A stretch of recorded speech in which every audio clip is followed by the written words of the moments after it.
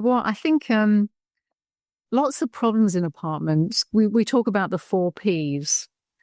Parking, that's always an issue in apartments. And so you should make sure there's enough parking spaces for everyone, with a little bit of visitor parking if you possibly can. Parties, if you have noisy neighbours, that can really make it very, very hard for you, especially if they're kind of quite wealthy lawyers. People like that often make the worst neighbours because they're so noisy and they've got loads of money and they just spend it on drink and drugs and, fantastic sound systems which penetrate the walls. Yep. Pets, that can be a real headache for some people. Welcome to Get Invested on the Property Hub podcast channel, the leading weekly show for Australians who want to learn how to unlock their full self, health and wealth potential. I'm your host, Bushy Martin, and each week I go deep with the best investors, experts, leaders and founders to find out what it takes to break free from the grind, discover freedom and to live by design. Subscribe now and join me and get invested in the life that you really want. Let's get started. Hi freedom fighters. Would you buy or invest in an apartment? And if so, would you buy off the plan? And what's different about buying an apartment compared to houses or other housing types? Because the fact of the matter is, apartment living is on the rise and rise here in Australia. Over the last 30-odd years, the number of occupied apartments across the country has more than doubled, up 108% in fact, according to the latest census, to over 1.4 million apartment dwellings. And it's not just high-rise apartments that are on the rise, because the number of 4 or more storey apartment blocks has also tripled since the early 1990s. This means that around 16% of all private dwellings in Australia are now apartments, housing roughly 2.5 million of us. That makes up over 10% of the nation's population, with over half of Australia's apartments being in New South Wales, with Victoria and Queensland coming in second and third, so the East Coast definitely dominates in the world of apartments. And in every state, unsurprisingly, the big majority of apartments are concentrated in and around the cities, with the exception of Queensland. And you may also be interested in who's living in apartments. While the median age of those living in apartments is lower than the general population, women are more likely to live in an apartment, especially those over 55, where lifestyle and security preferences, along with longer life expectancies and affordability, come well into play. So, do apartments represent a good investment? Well, as always, the answer is, it depends. It depends on your investment goals and your strategy and the quality of the property.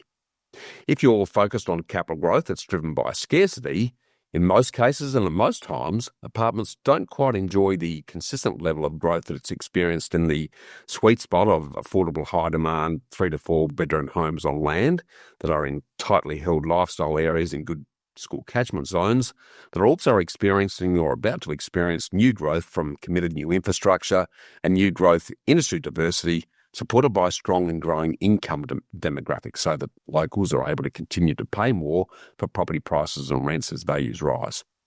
Conversely, apartments and units generally don't experience quite the same level of capital growth, but there are exceptions. Apartments may experience short, infrequent periods of catch-up growth driven by affordability constraints in locations where there's limited supply, like what's actually been happening in quite a few of our cities in recent times. But affordability constraints on apartment rents and purchase prices by the dominant demographics of young singles, students, first-time investors and older single divorcees that are generally attracted to them tends to hamstring and put a bit of a ceiling on value growth, with the exception of a small portion of cashed-up boomer downsizers at the high luxury end and the low-maintenance lock-and-leave lifestyle apartment market. But if you're in the income phase of your investment journey or converting high-growth assets into cash flow, where consistent net income is more important to fund your lifestyle and growth when you reduce or stop work, then good quality, well-designed and located apartments can offer excellent rental yields at a very affordable spends, particularly in the student housing sector, where gross yields of up to 10% have been achieved, compared to about 4 to 5% for houses, remembering that there's normally a big difference between gross yield and net cash flow once all costs are deducted.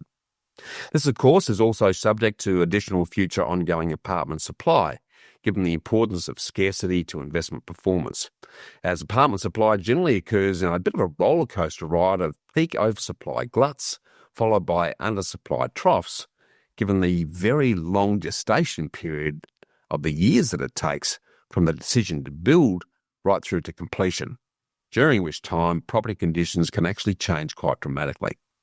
Now, ad hoc, reactionary, knee-jerk government intervention in the apartment sector also poses supply and demand risks, like the recent cap on new international student enrolments that governments are using as a bit of an ill-conceived de facto immigration policy and misguided, ineffective housing shortage solution.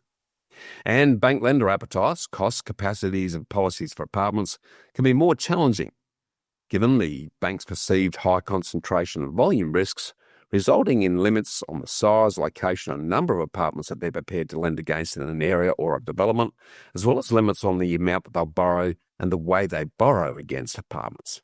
Furthermore, the cost and control of common areas and facilities, along with reduced flexibility on what you can and can't do with an apartment, that may involve stratas, body corporates, sinking funds and a range of other considerations, also needs to be taken into account. But apartments can be great cash flow residual income generators if you do your homework, you understand the nuances, you know what you're doing, and you secure the right apartment in the right location in the right structure at the right time, just like any other investment. If you'd like to explore whether this is right for you and your strategy, or you'd like to confidentially question and explore your personal situation further, or to unblock any challenges in regard to your specific property or investment needs, feel free to book in with me for a personal solution session by clicking the link in the show notes, and I look forward to spending a dedicated one-on-one time with you to do that. But if apartments are right for you right now, at your stage of your property journey, what do you need to know about them? What do you need to look out for, and what do you need to avoid? Because as I've always and already alluded to, the devil's always in the details with any investment, as there are big differences and other costs with apartments that you need to know and incorporate if you're going to be successful. And this is where today's returning guest, Sue Williams, comes to your rescue.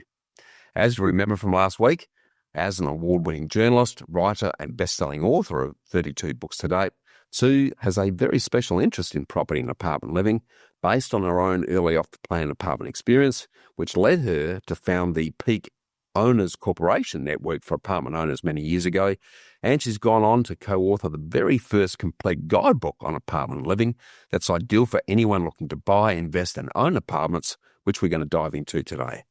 But her passion for apartments and property doesn't end there, because Sue continues to write on all aspects of the industry, which is how we first met last year, and she's also part owner of the Flat Chat Strata Advice website, along with being co-host of the long-running and popular weekly Flat Chat Rap podcast of the same name. So click on the link on the show notes to have a listen to it. It's a really good listen. And I actually think the title Flat Chat, which is defined as going at maximum capability, intensity and speed, is a great name because it perfectly captures who and what Sue's about, given the colourful kaleidoscope of adventures that we discussed last week. So I'm really looking forward to unpacking the ins and outs of the apartment opportunity and other property topics. So welcome back and let's get invested again, Sue. Oh, hi, Bushy. How are you today? Very good. I really enjoyed our chat last week. Some of the stories you shared with us, not only colourful, but some really good life lessons in those. And I know that we're going to enjoy a great conversation today, more focused on the property elements of the exercise. So I guess just to sort of set the tone there, if we can, so it could sort of refresh us on your experience and expertise in the property housing and apartment arena and why it's captured your interest over the years. Yeah, sure. I mean, I think Australians are really passionate about property. I mean, most of us love our own homes, but we just love talking about property. We just love discussing everything. Every mealtime we talk about property. It's an amazing national obsession, really. And so I've kind of, you can probably tell from my accent, I'm English originally, but I've kind of absorbed this. And from the outside, first of all, but now having been in Australia about 34 years now, I've kind of become as obsessed as everybody else. And I think my real passion started when I bought my first apartment, really, and everything We bought it. No, it was my second apartment. Sorry. We bought it off the plan, and everything that could go wrong did go wrong. You kind of read about all the traps in books. And in fact, we fell into every single trap there was, really. We bought a new apartment. It wasn't a very good developer. It had terrible defects. It was kind of, when we went into the apartments, they were quite different to how they were meant to be. And from the display suite, they were much smaller and the ceilings were lower, that kind of thing. So it was a very rapid learning process.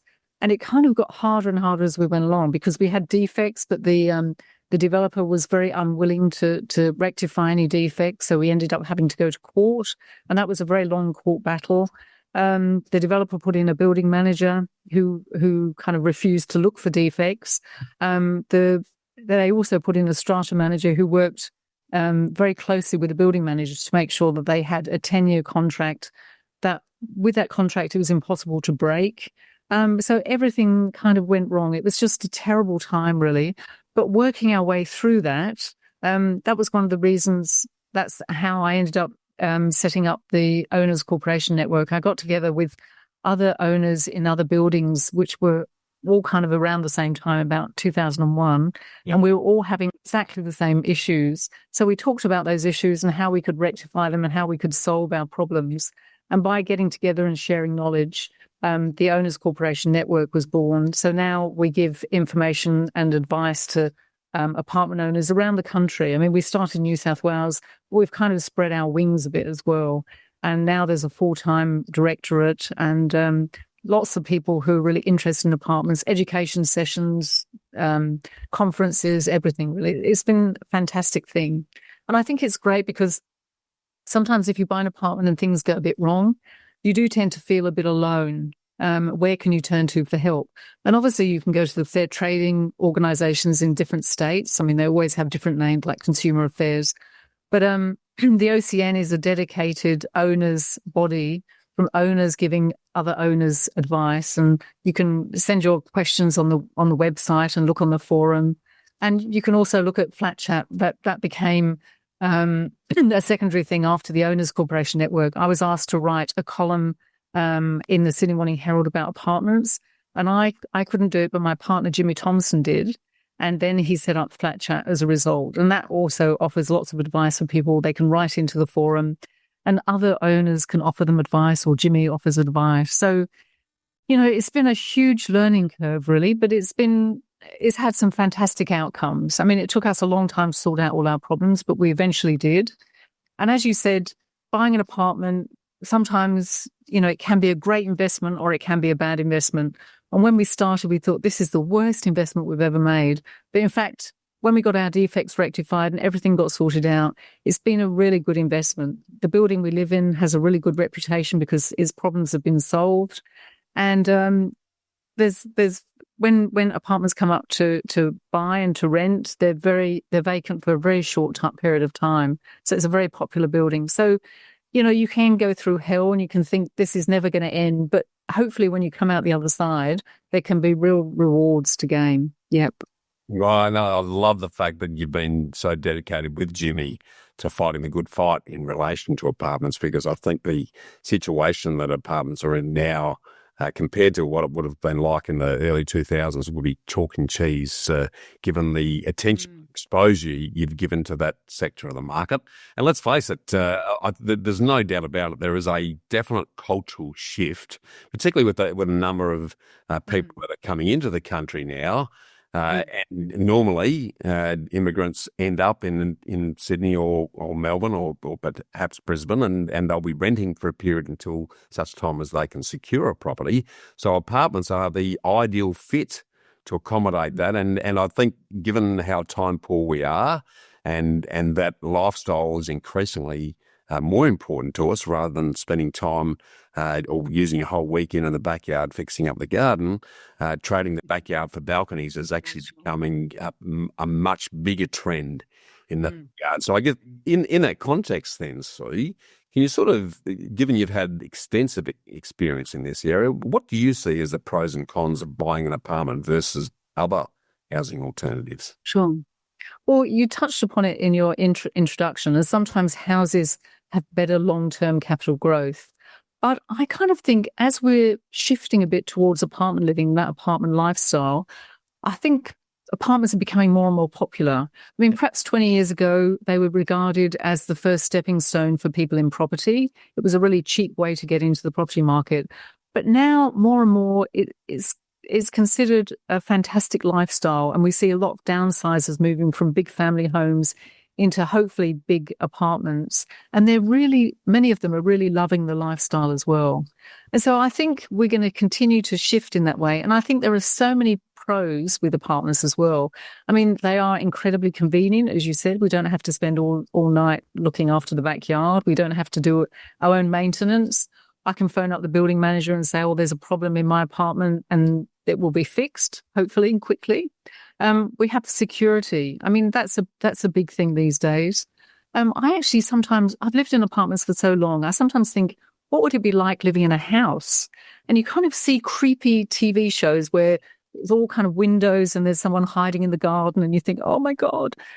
But with an apartment, you never have that, because usually you have keys to get to a certain level a certain story on the floor.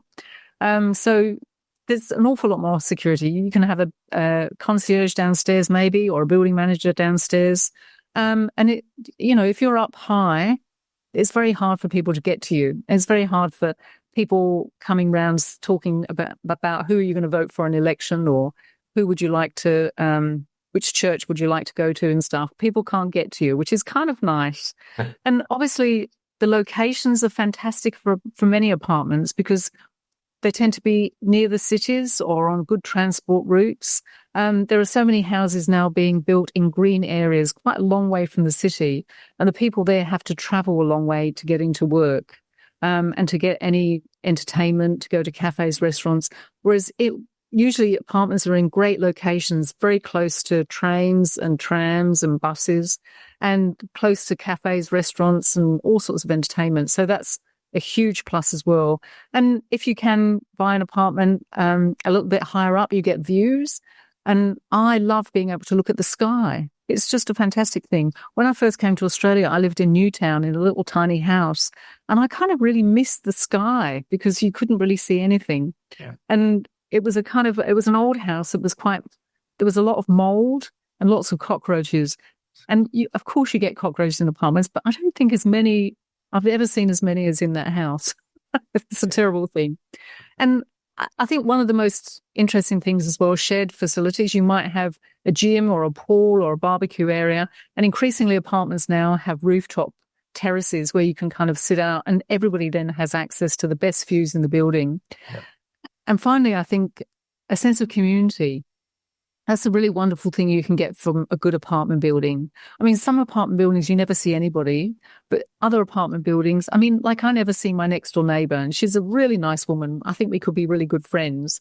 Maybe she's avoiding me, I don't know. But actually, there's a great community in here. Everybody knows everybody else, and we tend not to see each other very often, but it's a very pet-friendly building, and the concierge always give all the dogs treats as they go through, and all the dog owners know each other, and all of us who don't have dogs all kind of envy the dog owners, but we kind of get to know them and their dogs as well. So it can be a fantastic community as well if the building works well. It can provide, a fabulous social environment too. Lots of buildings now have wine tasting evenings, they have book clubs, they have, regular get-togethers, and that can be a really lovely thing. I think the idea that apartment living is really lonely, I think is very old-fashioned now. Yeah, I love that, Todd. And let's face it, with the big push for build to rents, and that will bring with it more high quality apartments, because that's the only way they work. But they're almost like high rise resorts because of facilities, gyms, swimming pools, restaurants, coffee shops. It's like a town within a building in a sense in that context. And it's certainly, if we look at, you would know this better than I, but I think in the States there's just under 40% of all housing are apartments. So it's a definite trend that we're moving to. And the old stigma of high-rise units that Australians traditionally have thought of as, the lowest rung of the housing ladder, I think that is been very progressively replaced with the quality of what's doing. Thanks to the hard work that you and Jimmy have been doing to voice a lot of that, by the way, and the OCN that you've created as a result of that. But I would like to touch on, before we talk about other aspects, we've spoken very strongly about the pros and the benefits. What are some of the cons of buying an apartment versus others? Well, sometimes you don't get very much space, obviously. There are some very small apartments being built today. And there is lots of, I guess it goes hand in hand with affordability. Lots of new generation boarding houses springing up in places now, and they tend to be little studio apartments, but they have shared facilities like shared kitchens and shared laundries, that kind of thing. And that can be good for students or single people who don't have very much of an income. And the shared facilities can be great too. But space can be a real problem.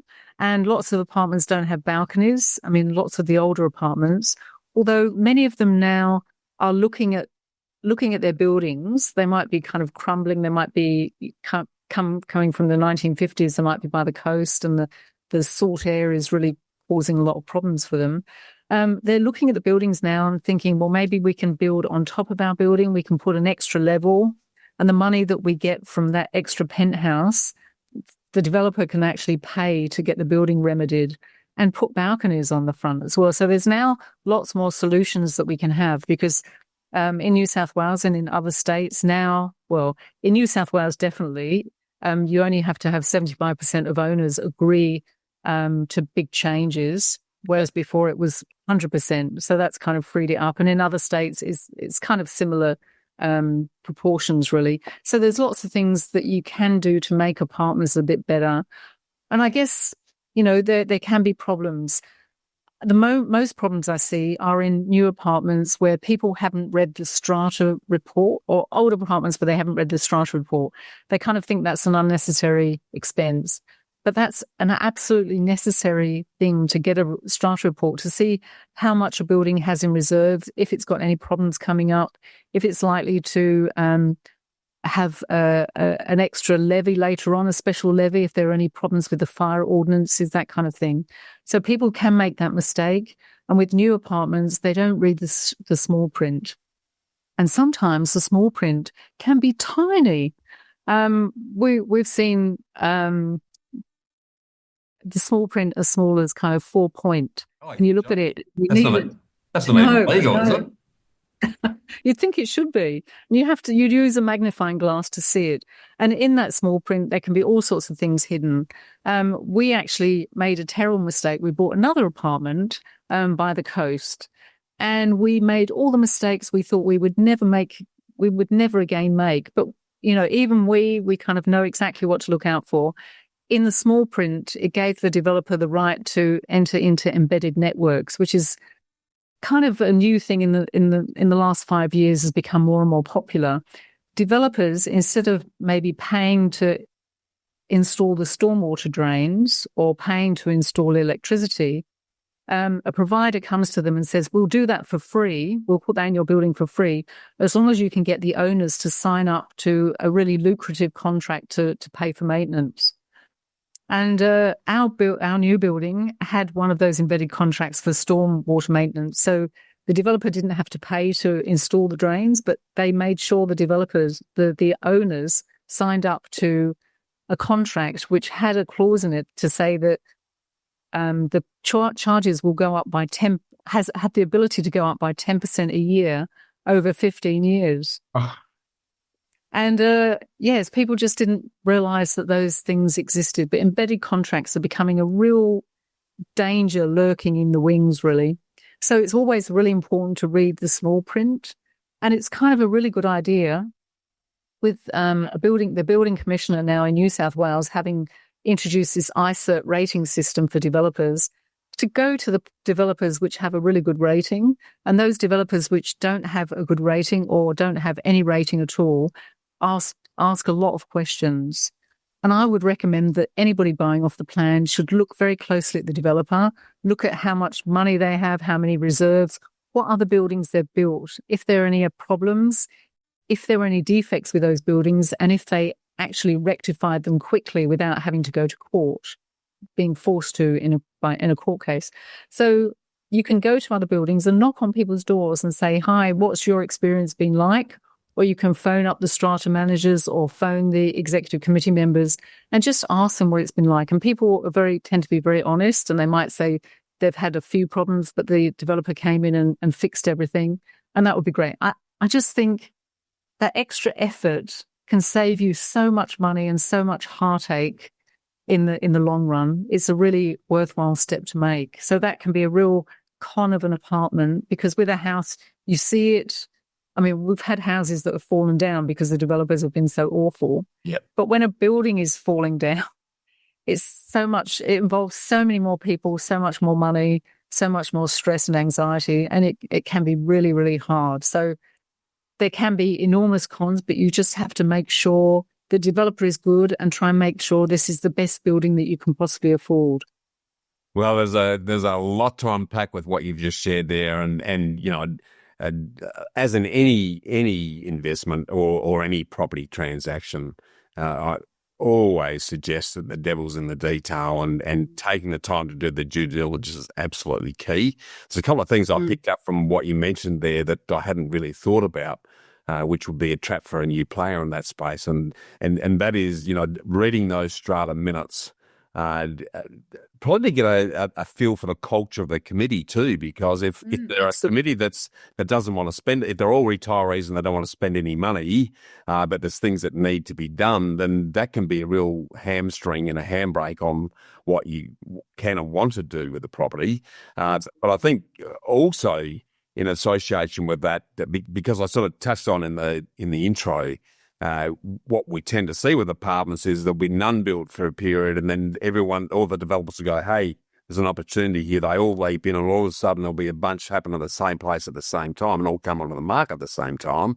So one of the due diligence exercises I generally recommend people do when they're playing in this space is to talk to councils and look at some of the planning records to see what else is going to be built in and around where you're looking to apartment, to make sure you're not going to be lost in a sea of thousands of others that might make it challenging to either to live in or to rent from that perspective. So, look, you've touched on quite a few of these sort of common mistakes that people do make when they start to look at buying an apartment. Are there any others that you haven't touched on that you think potential investors in particular need to be aware of in your experience?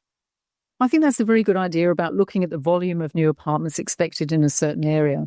But it's very, very difficult, because I'm just doing a story at the moment about an apartment building in a heritage conservation area in Sydney. Yep. And a developer is trying to build a big commercial tower next door to them. And these people bought in because it was a heritage conservation area. So there were a certain limit on heights and there was a limit on floor space ratios. But now the developer has applied to make it a gateway development, kind of one of these developments where it can increase employment and, you know, it's not very far from the city. So they're trying to persuade the New South Wales Planning Authority that all the planning controls have to be axed. And so those people all did their due diligence and they all bought in there thinking they were going to be okay. But in fact, they might not be. And I mean, they're fighting it, so we'll see what happens. So sometimes you just can't really tell. You know, you can do everything you possibly can and you still don't really know. So, but then it's the same with a house. It's going to be exactly the same as well. Yeah. So you can never be 100% certain.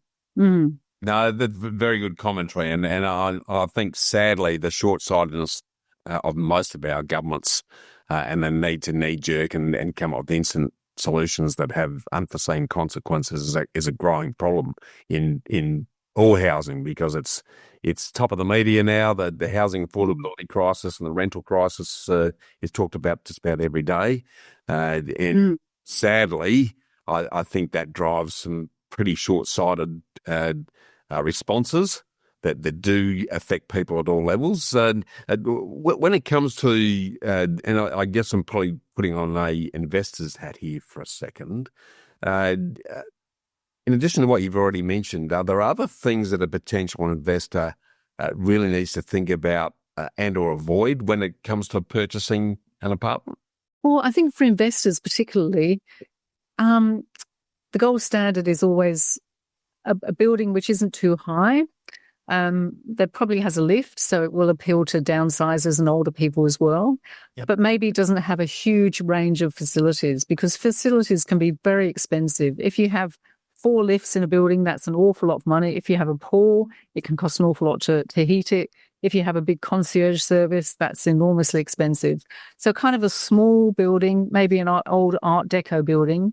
Yep. And those, when they built buildings then, they're pretty solid. You know, they tend not to fall down like modern buildings, really. They tend not to crack or anything. And I mean, they do need a bit of refurbishment often. But I think a gold standard for an investor is a smaller building that's not too fancy, that's quite affordable and very presentable as well. So investors can always look at those. I mean, sometimes really big, flashy buildings can be a great investment.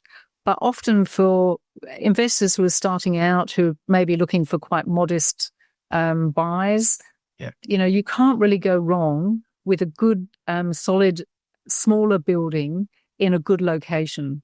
And I mean, locations change as well. I mean, you know, zonings are changing. Yep. But then again, you know, if it's a place you'd quite like to live in, that might be a place that other people want to live in as well. Yep. So really look at the demographic you're going for too. Are you looking for singles? Are you looking for families? You want a family area then? So have a look. Maybe you just want a 1-bedroom apartment. Are there facilities nearby like hospitals where nurses and doctors will want to buy a small 1-bedroom apartment? Is it all families with lots of parkland, in which case you'll be much better off buying a 2 or a 3-bedroom apartment really for those families. So kind of spread your examination of the whole area as well as of the building too. Yeah. And is there public transport nearby? Is there plans for public transport nearby? You know, when the metro came online, suddenly values of houses around and apartments around the metro stations really rose sharply. Yeah. So it's kind of a big thing. But, you know, I was talking to somebody the other day who's an expert in AI. Yep. And AI can do some amazing things. And he was saying people who are investing should actually use AI, because you can say, which are the most desirable areas? Yep. What are the vacancy rates? What are median prices? What are the advantages of the...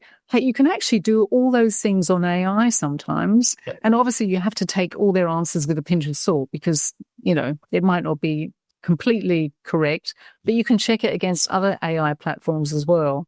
So, you know, kind of use these facilities that are around you, then these tools that are readily available, and you're often free to do a much better search than you might have considered beforehand.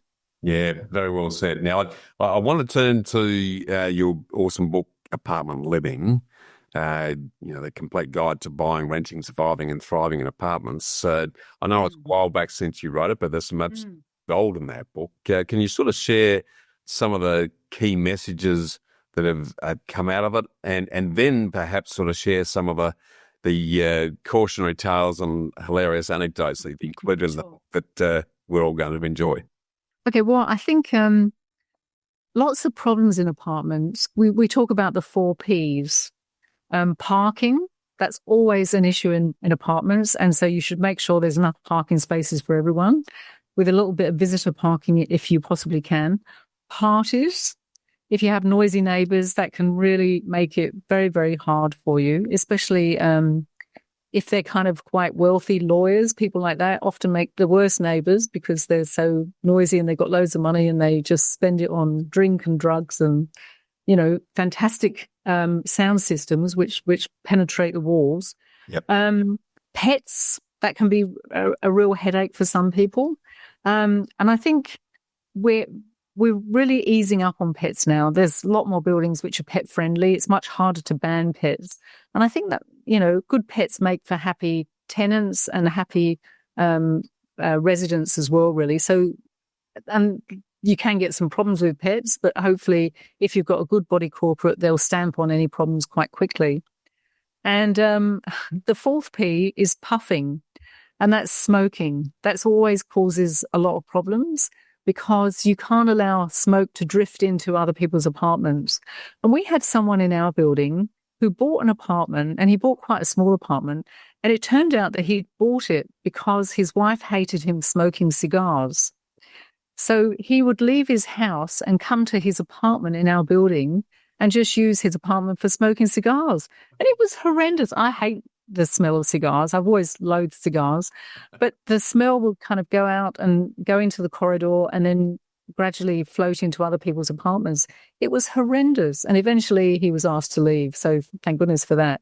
But yeah, people smoke on balconies sometimes. They don't realize the smoke goes up or goes along to other people's apartments. And we had one case where people were in their apartment. It wasn't a very nice building, and they couldn't understand why they kept getting the smell of smoke all the time. And it turned out that the air conditioning between the apartments was kind of wired up wrongly, and it was moving air from one person's apartment into another apartment. And another building an old building that someone moved into, they couldn't work out why it smelled of cigarettes and stale smoke all the time. And they kept washing the carpet and everything and washing down the walls. They just couldn't get rid of the smell. And eventually they ripped up the carpet and they found there were all these cigarette butts underneath where the workmen had kind of come in and just chucked them there and then put the carpet over it. So yeah, smoking can cause an awful lot of problems as well, really. Yeah. Right. So just summarise those 4 Ps again for us in terms of the keys for apartments. That's pets, parties, parking, and puffing. Right. But you kind of have to watch out for those, really. Yeah. But are there any other sort of tales or anecdotes that had come out of the book, or your ongoing experiences, given all the work that you do on Flat Chat Wrap, that we should be aware of? No, absolutely. Well, with the pets, we had one building that allowed pets, but it didn't really put any guidelines in place. And it was a townhouse development, but it was strata. And one of the owners brought in their racehorse and kept it in their back courtyard because it was quite near a racecourse. And that hadn't been the intention of the bylaws when they allowed it to be pet friendly whatsoever. But this guy had his racehorse there, and his neighbours actually didn't quite mind because he kept giving them tips on the races that actually worked out well. So you never quite know. I mean, other neighbours might have found the smell of a horse not very conducive to their own enjoyment of their own lots, but that kind of worked out quite well. So you never quite really know. Sometimes one person's problem is another person's profit. So true. Yeah. And it's difficult. I think one of the issues that we're having now in certain cities is people buying apartments and then not living in them, kind of ghost apartments, we call them, really. Yes. And that can be okay. We've actually got a neighbour in our apartment who's never lived in their apartment for 20 years. So we never hear any noise, obviously, and we never have to turn our television in the bedroom down because it's against their wall, and we know we're never going to disturb them, so that's fine. But for other people, that can be a real problem, especially if those if they're overseas and they don't pay their levies. Yeah. How do you track them down to pay their levies?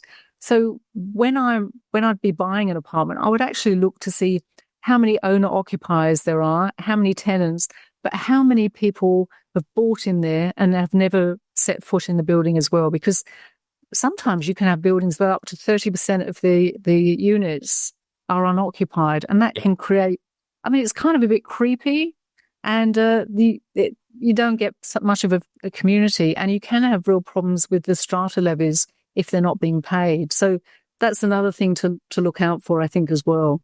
Mm. Yeah, very well said. And it's certainly, given the federal government has clamped down on foreign investment, particularly in recent times, where hopefully that's going to reduce sort of future risk of that. But there was certainly during the heyday when a lot of the Asian investors were seeing the opportunity in property. I know in Melbourne there were apartment blocks where there's very few inhabitants in those buildings. So that's a real risk. You mentioned strata, and we all saw the Four Corners program on the strata trap last year, and that certainly revealed some pretty interesting practices by some of the strata management companies. Talk to us about that and your experience with that, and what's changed and where that's heading in that regard.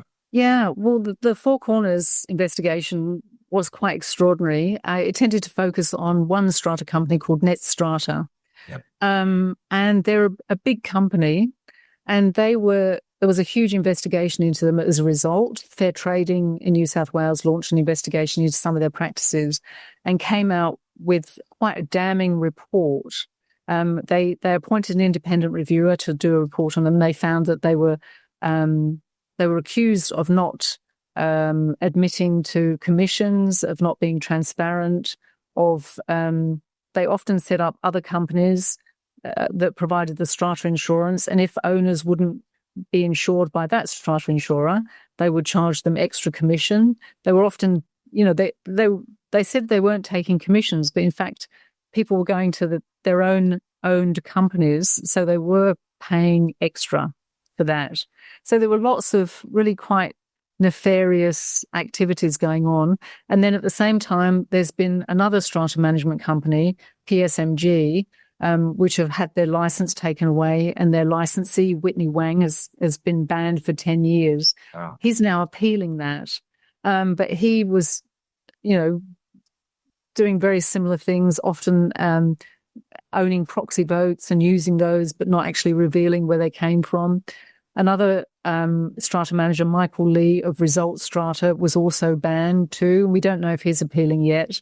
And then there was the licensee of another strata company, Prestige Strata Management, who was sentenced the other day for misappropriating $1.4 million from strata funds of buildings. So there's been a lot going on, but it's kind of really concentrated the government's mind, I think, on strata management companies. And of course, they're only a small percentage which are doing the wrong thing, and probably the vast majority of strata managers are doing the right thing.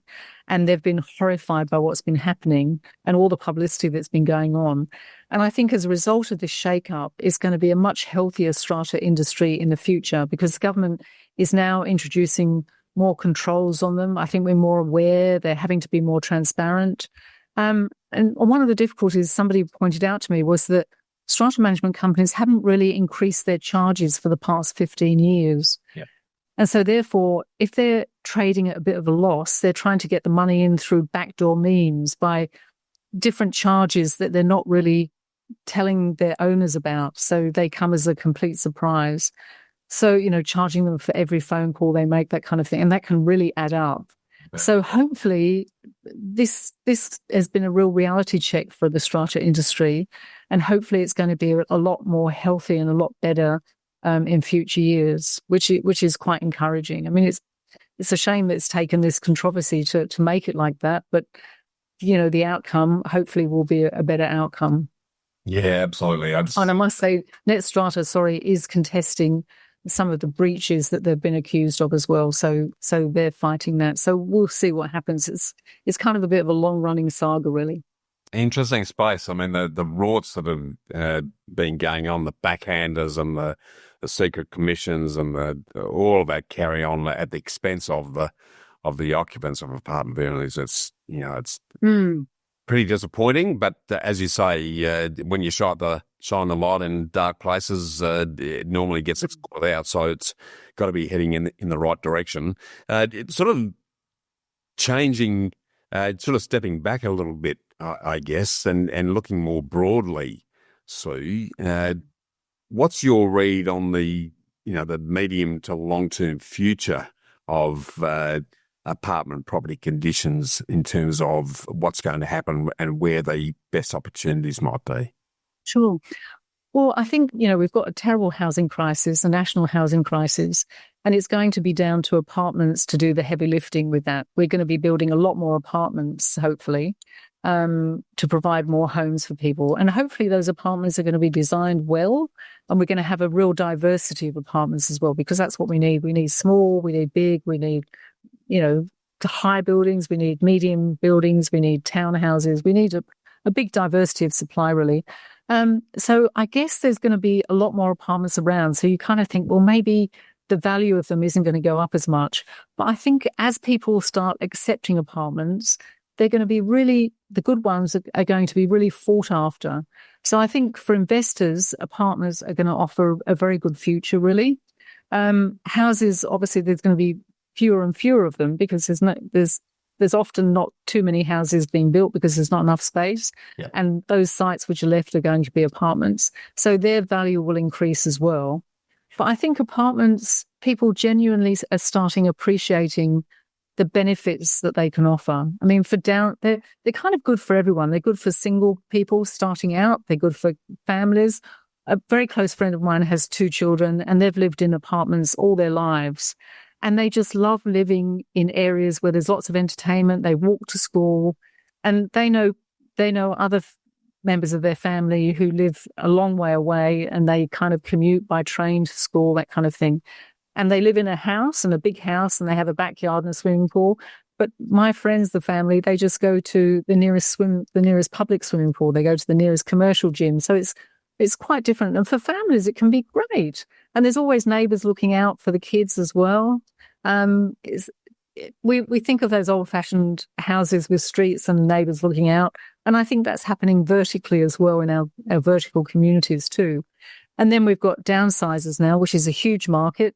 Yeah, lots of people want to downsize from houses, big houses that they're rattling around in, and they want to go to a really well-designed apartment where they can lock up and leave, as you said in your intro. They can go and travel overseas. They don't have to worry about anything. Yeah. Well, if they've got pets, they obviously have to worry about their pets and the plants, but they can always get someone in to look after those. And it is so different from a house where you have to lock up a house and you worry about the grass getting too long and people seeing that you're not there. So I think apartments offer a great future. And I would always recommend that people think about investing in apartments or think about going to an apartment and living in an apartment. My parents always said, it would be great if you could afford a house. And I say, I could afford a house, but I want to live in an apartment. And I've spent a lot of time traveling in the outback, and people would say to me, maybe you could come. And when they find out that you live in an apartment in a place like King's Cross, where I live in Sydney, they were saying to me, maybe if you really save up, you could come and buy a house in their area. And their houses in their area might be, the median price might be $80,000 in an outback place. Yeah. And you look at these and you think, no, there's no one. Like, I'm living in a really expensive apartment, but this is fantastic. This is the life that I want. And I think more and more people are coming to appreciate that. My parents, actually, when I moved to an apartment, they were saying, couldn't you go to a house? But now they really love visiting. So it's been great. I think apartments are where it's at, really. And there are better apartments coming online all the time, good developers, great designs, no wasted space. In houses, you have so much wasted space. They can be really streamlined. They can be all on one level, or you can have 2 levels. I was writing about a really expensive penthouse for $20 million in the city. And they said, the developers asked me if I'd go and stay there and write about it. And it was 2 levels. And it was quite amazing. Fabulous views everywhere. Yeah. I mean, I don't know if I paid $20 million for it, but somebody did pay $20 million for it. I think they're probably very happy. Yeah. All sorts of apartments out there, really. Yeah. In all sorts of areas with great views, and a view, you can't guarantee that it's always going to be there, but often it's probably very much likely that it will be there. And with a house, you don't get a view at all, really, mostly, unless you're on the harbour or on the Yarra River or that kind of thing. Absolutely. Given the fact that there is such pressure on housing, and will continue to be, because we're just not able or capable of building enough to satisfy the demand. I think the key, though, and this applies to any form of housing, so as you would know, is that it's not about the numbers, it's about the quality and the appropriateness and that's in terms of the design, configuration, and the location of them. I think the mistake that a lot of people in the housing industry make is that they just focus on the numbers. They don't think about them as who's going to want to live in these, and then locate them and design them appropriately. I think there's more attention put into that rather than just ticking the number box. Then that's going to assist in facilitating them as great places to live. And you know more about this than I, but I remember when I visited Singapore years ago, what I loved about apartment living in Singapore was that the government at the time was incentivizing families to stay together in the same building. So the mother and father would have their sons and daughters, and they would offer them discounted home loans if they were prepared to buy an apartment in the same apartment development. Fantastic. So that sense of community that you've touched on, and I think is really important to make them vibrant, exciting, connected places to live. If that level of thinking goes into the future of what we're doing with housing, then I think apartments is going to be a great fit from that perspective. So love that. I guess leveraging off that, and you touched on this already, given the housing affordability and the housing crisis debate that is dominated the news channels now for the last couple of years, and will probably to do so now that we're in an election year. Given your experience over the years in the journalism field, what are your thoughts on the housing affordability debate, and what do you think are the sort of workable, achievable, and likeable solutions that will go towards improving that? Well, it's a huge question, isn't it, really? I mean, obviously, apartments are the answer to the housing crisis, so we need a lot more apartments. And I think it's been really encouraging that we've had a lot of developers. Well, we've had quite a few developers lately who are designing buildings with all sorts of different apartments within them. You know, they might have 3 bedrooms, 2 bedrooms, 1 bedroom. And sometimes they'll have those smaller apartments as affordable housing. And that will be reserved for people who need affordable housing, like, you know, police officers, nurses, the kind of people who we need to be around. And it's great because they rent their apartments, but there is a housing company who comes in and buys those apartments, then rents it to people who need affordable housing. Yep. And that's all in one building. So it's not, we have state housing, a state building, and we have a private building. It's all mixed up together in one. So you would never know whether your neighbor, you know, doesn't have very much money or whether they're a multimillionaire.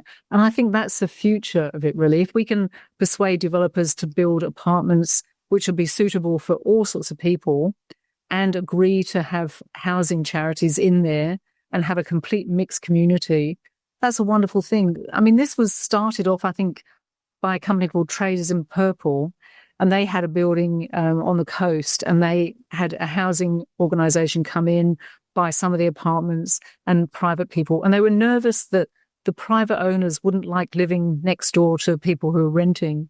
But in fact, the private owners said, we really enjoy the diversity. We want our kids to know there's all sorts of people in society. We don't want our kids just to live with other rich people.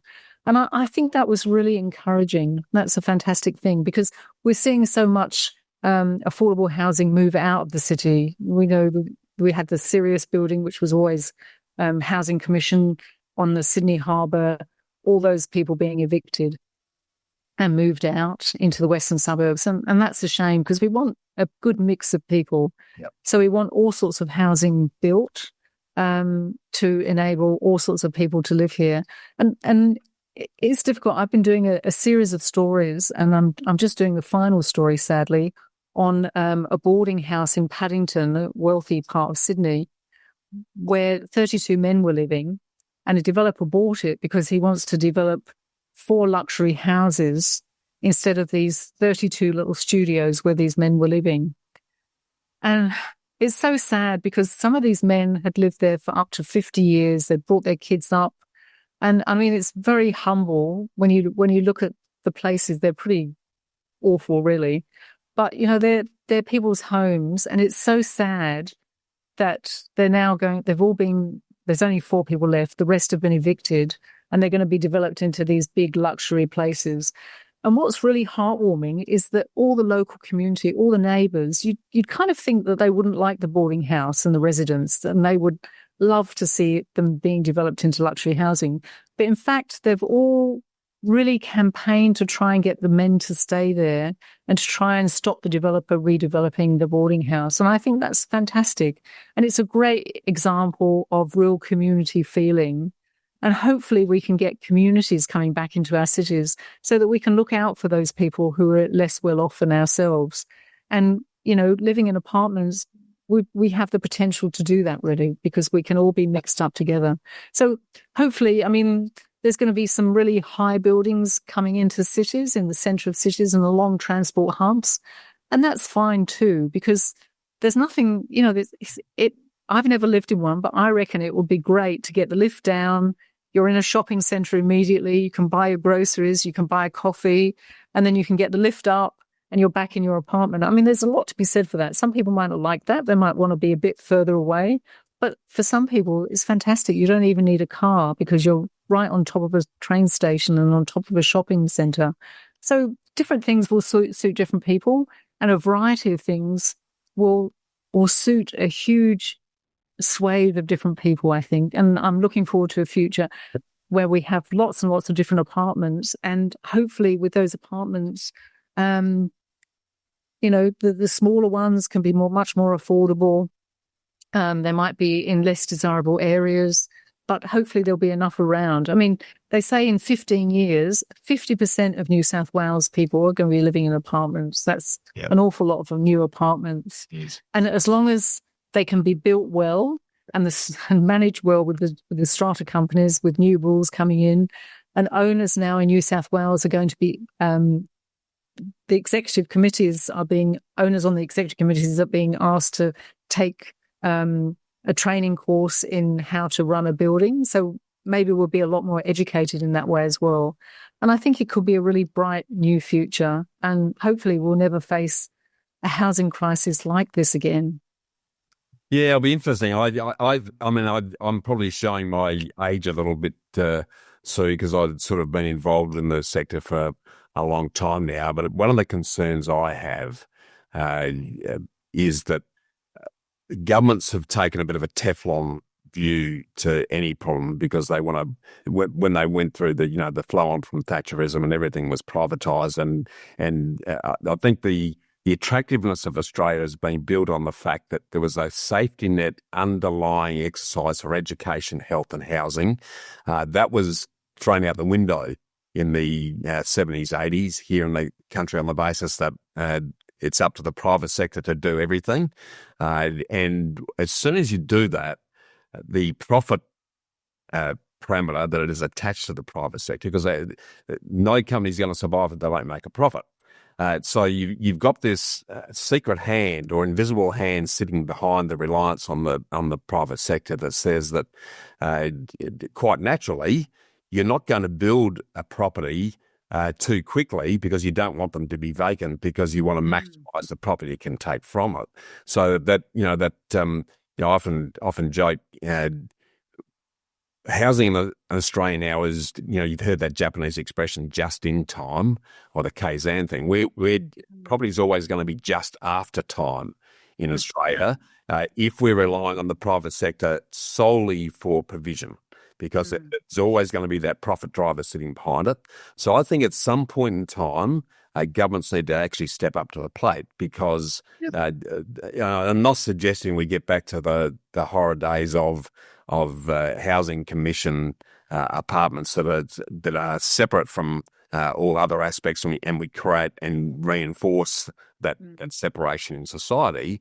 But if they step up and there is a safety net there that can still be incorporated in diversity of housing developments and apartment developments, etc., so that we are providing that baseline of housing to those that have a need, and every Australian has a right to a roof over their head, then we're going to avoid this constantly behind setup that I think will plague us until someone has the courage and the foresight, and particularly from a government level, to step into that exercise and make a serious dent in it, because all of the stuff I keep hearing about the imposition of this land tax and that land tax, and then attacking Airbnbs and all of it's very short term, it's very reactive.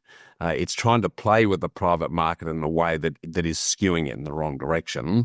I think governments actually need to get their hands dirty and get back into the exercise rather than throwing money or taxes at something.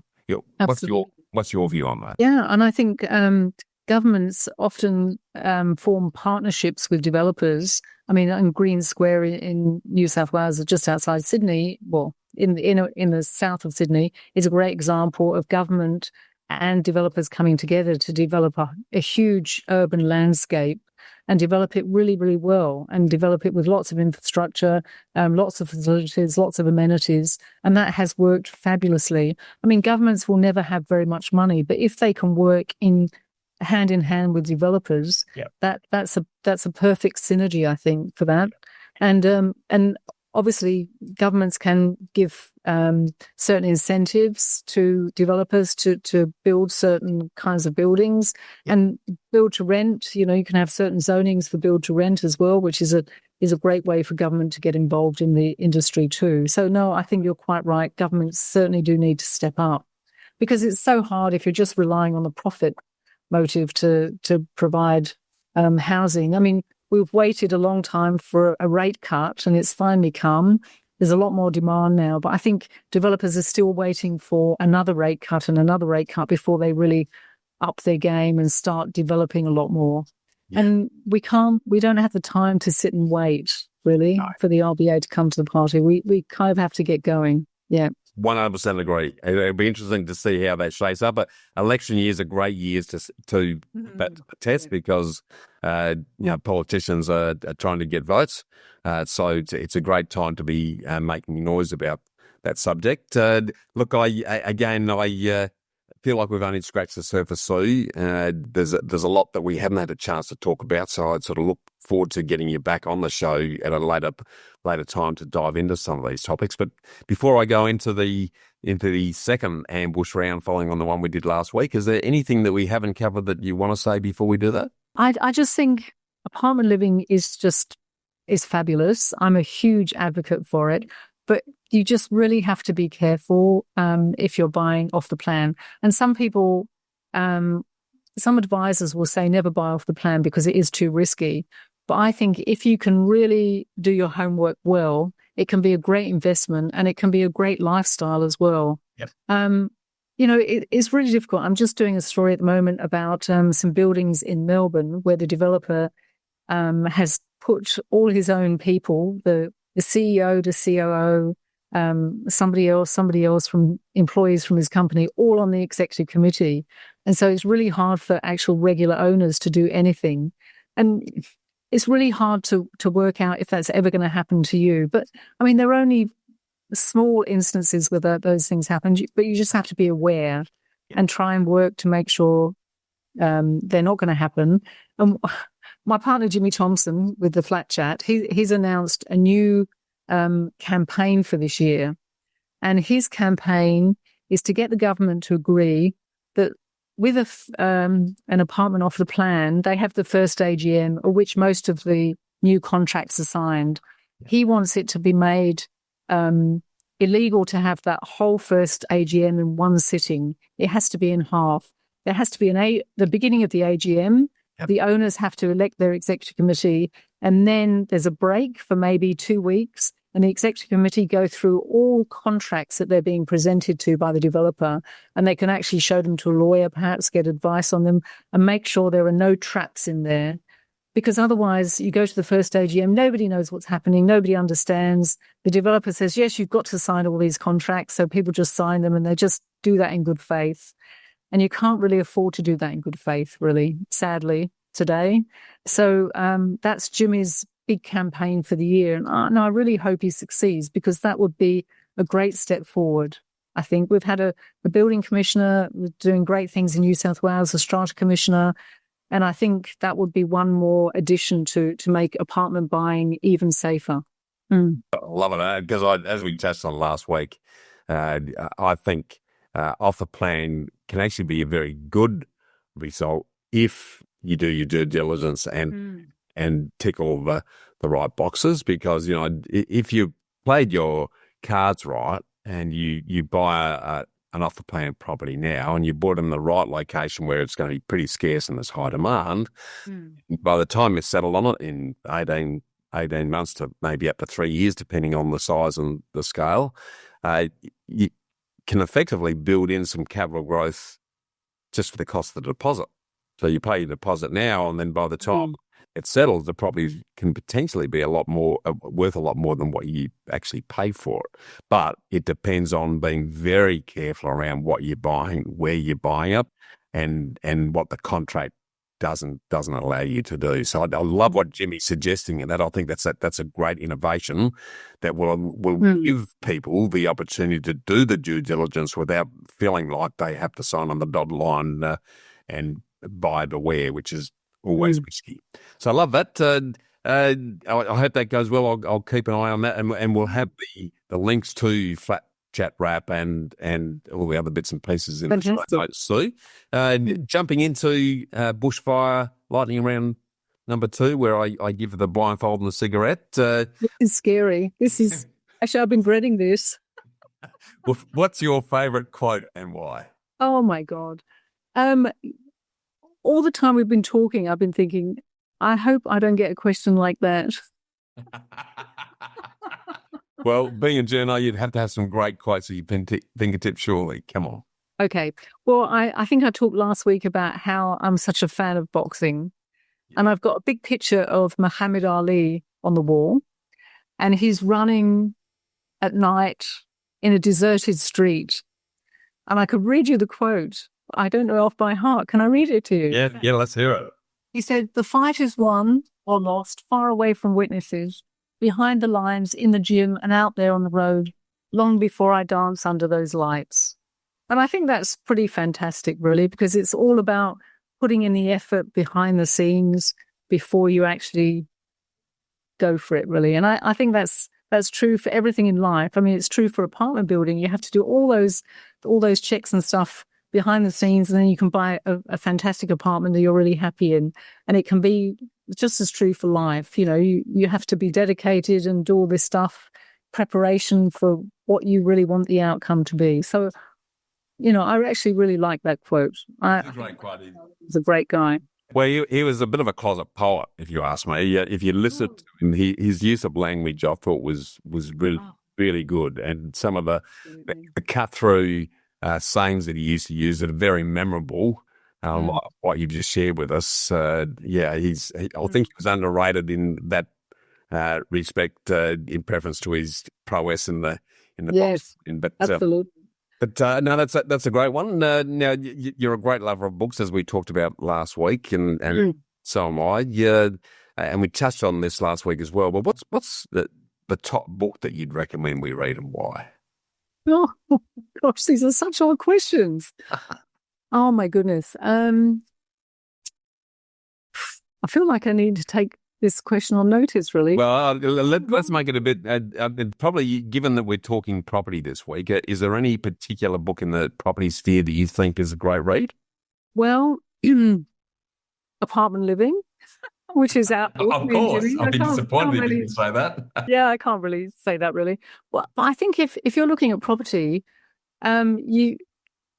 it's actually really good to read the Flat Chat website, because there's so many stories there, and often they're really entertaining stories too. And they're, other owners are kind of sharing their experience. I think you couldn't go too far wrong with going and reading there, because you can kind of read the small, short stories and be entertained, or you can really dig deep and delve into some of the much more serious stories as well. So that's not quite a book. I'm so sorry. Oh, but it's a good reference point. It is a great reference. Yeah. No. And I've got to say, I've enjoyed listening to you and Jimmy. Jimmy's got a great, fairly sarcastic sense of humour, which always makes me chuckle.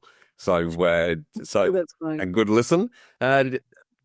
Different area altogether. If I was to give you $15 million in cold hard cash right here, right now, thank you. What would you invest it in, or what would you spend it on, and why? I think I'd give half to charity. Yeah. And I think I might give a little bit to my family and friends.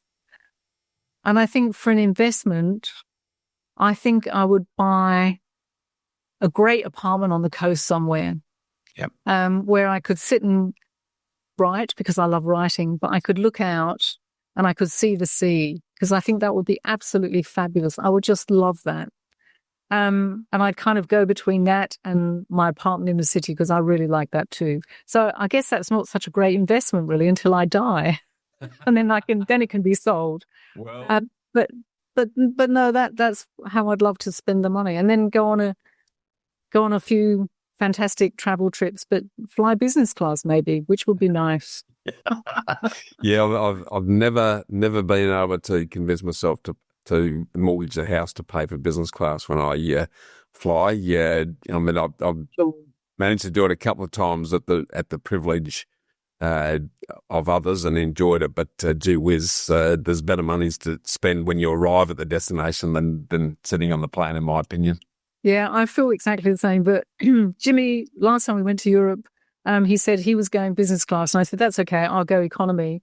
And he said, I'm not going if you're going economy. So in the end, we both went business class, and it was fabulous, but I still resented paying that much money, to be honest. But it was great. But next time, I certainly will be going back into economy as well. Yeah, and I'm right with you there. Last question, and again, this is pretty broad, but if you could wave a magic wand and change anything, what would you change about apartments and property? See? I would get rid of all the bad developers, and I would only give planning permission, and I would speed up the planning permission, the development applications, to really top-class builders and developers. And we've got so many great architects in this country, great designers. Yep. I would make them get a great architect rather than, getting a cheaper architect, or as say in my building, they got great architects and then sacked them off the project towards the end because they didn't want to pay them. That kind of thing happens too often. All the time. Yeah. So I would make sure that all apartments are really well designed, great builders, great developers, and they don't have to be really expensive. You can have a great developer who builds a really good looking, seamlessly designed apartment that has a small floor space perhaps, yeah, and is in not such an expensive location, but is a real joy to live in. So, I mean, that's a bit of a big wand. I think you have to kind of.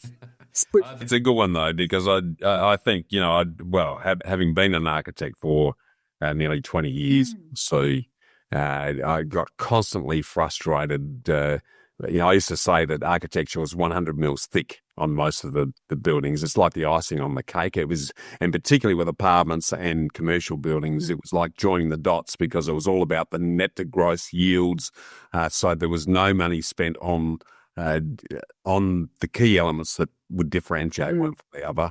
But I think more importantly, as a country compared to Europe and others, we just don't value the quality of design. And because we don't value it, and most people in Australia think they are closet architects, so why should we pay someone to do something that we can draw on a square of paper ourselves? Then the value of architecture gets downtrodden. And the living environment that we're experiencing as a result of that is a direct consequence. So I love your magic wand. I would doing exactly the same thing. Last question, Sue. If I ask you to get invested, what does that mean to you?